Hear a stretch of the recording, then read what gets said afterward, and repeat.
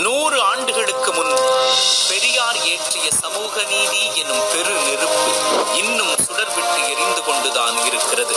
பெரியாரோடு இந்த பெரு நெருப்பு அணைந்து விடும் என இன எதிரிகள் நினைத்தார்கள். ஆனால் சமூக நீதி சுடரை பெரியாரிடமிருந்து பேரறிஞர் அண்ணா பெற்று ஆட்சி அமைத்தார். அண்ணாவின் ஆட்சி விரைந்து முடிந்து விட்டது.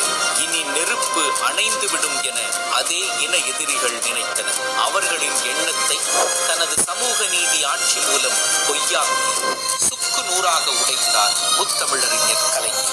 எளியவர்களுக்கு நம்பிக்கை ஒளியாகவும் எதிரிகளுக்கு எரிக்கல்லாகவும் எரிந்தது கலைஞர் கையில் அண்ணா தந்த சமூக நீதி சுடர்.